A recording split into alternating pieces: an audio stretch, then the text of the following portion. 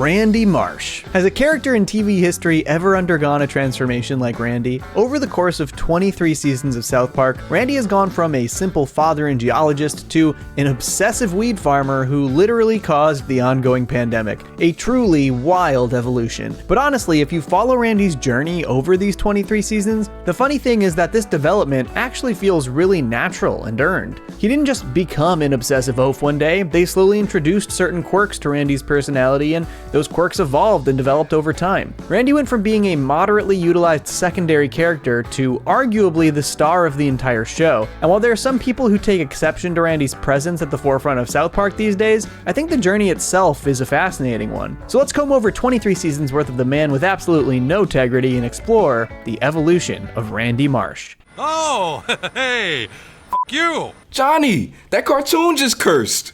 Tariq, we did this bit on my last video. Son, talk about the podcast.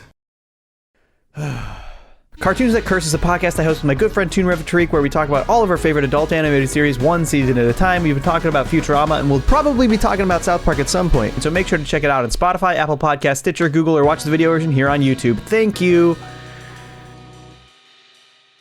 Oh, I don't know. Maybe I'll drink a few more beers and see where the party takes me. Randy's first appearance comes in the third episode of the series, Volcano, though it wasn't yet revealed that he is Stan's dad. He's introduced as the town geologist who ultimately saves the town from an erupting volcano. All things considered, he's a pretty normal and competent dude in this first appearance. He alerts the mayor about the volcano eruption, finds a solution, and executes it. Although, he does burn down Denver in the process. While Randy is present in many episodes of South Park over the first 8 seasons or so, there are really only a handful of episodes that bring Randy to the forefront of the conflict, and often that is through his son Stan. That being said, they do start to set up some traits that end up defining Randy pretty substantially later on. In episode 212, Clubhouses, Randy and Sharon decide to get a divorce after fighting incessantly. Don't interrupt me. You always interrupt me when I talk. Can't you see that I don't interrupt you. This isn't really portrayed as anything overly dramatic, it's mostly played for laughs, exaggerating the types of things that happen when a couple gets divorced. We see Sharon immediately move on to a new man, while Randy gets a nice new convertible and starts partying, quickly taking to single life, but this is mostly portrayed from Stan's point of view. While the episode is mostly parodying the effects of divorce, this would be sort of a small hint at Randy's obsessive personality that would be showcased later. In the end, the two of them of course get back together. In 302's Spontaneous Combustion, we start to see a sort of proto-Randy, a solid example of some things that the show would start to do with Randy later on, though it's still not a huge focus. When citizens of South Park start to spontaneously combust, Randy is tasked with finding out why, since he's apparently the town's only scientist. The sequences where Randy is doing research are pretty classic. They just show him mixing random chemicals in the basement while he brainstorms. That's pretty classic. I said that already.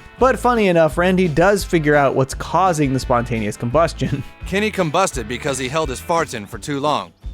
You mean all we have to do is fart and we won't explode? Exactly. And he literally wins a Nobel Prize for this discovery and solution, which he is then stripped of when the farting solution causes way more problems than it solves. On paper, pretty classic Randy. In execution, relatively subdued compared to what we've gotten used to. 308's Two Guys Naked in a Hot Tub is a really funny episode, but honestly, it starts to explore Randy's fears and regrets in ways the show hadn't yet. Randy actually laments his lack of freedom that comes with his life as a family man. I love having a family and all. I just miss being able to party, drinking and socializing and experimenting with all kinds of different things. I'll touch more on this aspect of Randy's fears later, because for now it's mostly used as an entry point for Randy to, alright, what's the monetization friendly way to say this?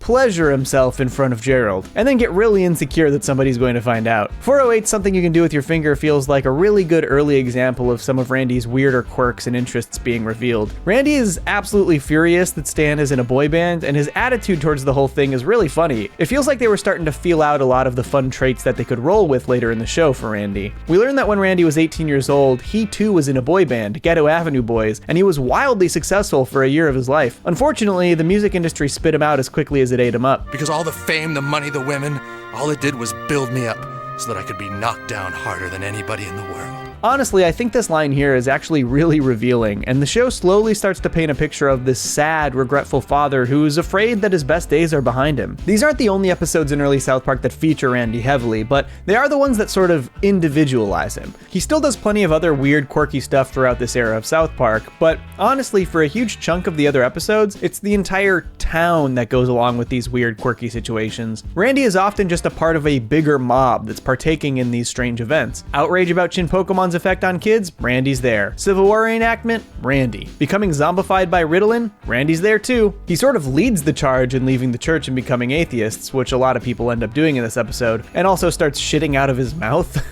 South Park embracing the metrosexual lifestyle? Oh, you know Randy's there. It's super fabulous. Would you like some Shiraz? He's at the forefront of the pro/anti-war conflict in I'm a Little Bit Country. He becomes obsessed with Walmart when the town builds one. He convinces the whole town to double down when they try to win South Park back from the casino. Stan, okay?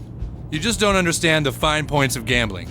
You're never supposed to stop when you're on a winning streak. There are honestly countless examples of Randy going along for the ride with the other citizens of South Park. A major aspect of the show has always been the town of South Park itself getting really caught up in ridiculous conflicts. And usually when Randy was a part of them, he was sort of just our window into the townspeople. He wasn't necessarily a standout. Like in A Little Bit Country, yeah, he's one at the forefront of the anti-war protests, but he's mostly just representing half of the town. There's nothing inherently Randy about his actions in the episode. He's just our access point into this side of the conflict. Though episodes like My Future Self and Me do start to show off some of Randy's quirks through some of these town-wide situations. And some episodes maybe put a tad more of a focus on Randy, even though it's a town-wide conflict. Like when the Walmart moves into town. Dad, you're a geologist. I'll make less money, sure, but as long as I buy everything at Walmart, it'll all even out. But overall, these early seasons of South Park primarily showcase Randy as a slightly more prominent South Park citizen, and not nearly as much as an individual. But in season 9, one episode would change that forever.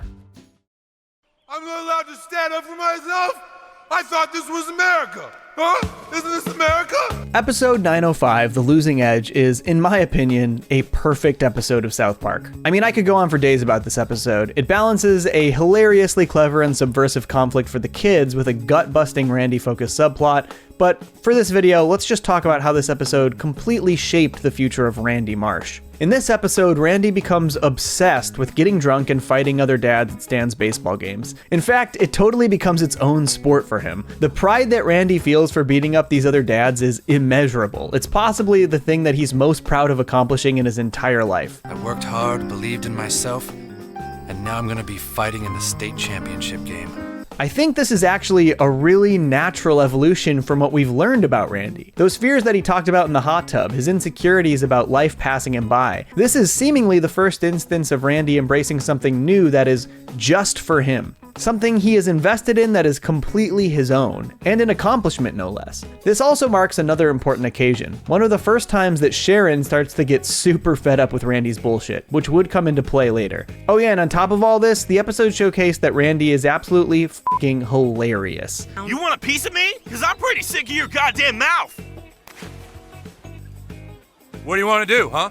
Look, Randy was funny before this, but by showcasing him in these elevated, drunken, ridiculous states, they were able to convey a performance for Randy that they hadn't before, and I think it unlocked something special for the show. Something they maybe didn't realize that they actually had until now. Randy is comedy gold, and from here on out, he became a much more prominent character on South Park. He was still used very often as our townspeople surrogate, so when the town is going through some weird fad or obsession, we would still often see that through Randy. Episodes like You Have Zero Friends saw him get really caught up in the Facebook fad.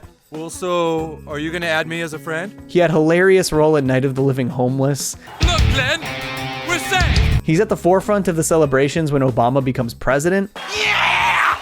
Yeah, Obama! Change! It's change! He basically leads the town in their weird worshipping of the economy. Finger pointing gets us nowhere! Steve! And he took the nationwide queefing conflict to Congress. They also started giving Randy significant subplots in kid-centric stories. One of the most memorable is obviously Make Love Not Warcraft. The focus of this episode is the kids' struggles to play World of Warcraft, but they gave a substantial subplot to Randy trying to play the game as well. Randy, you working on that sediment analysis? Not now, Nelson. I just joined a big party of night elves and we're gonna explore the Tower of Azora together. And this riffs pretty well on those insecurities that we've been seeing slowly surface for Randy as the show goes on. He becomes more and more obsessive over seemingly trivial things, and oftentimes things that are loved by younger generations. Randy is initially confused by World of Warcraft, but quickly gives it a try for himself. Hey, he even saves the day before being killed in front of Stan.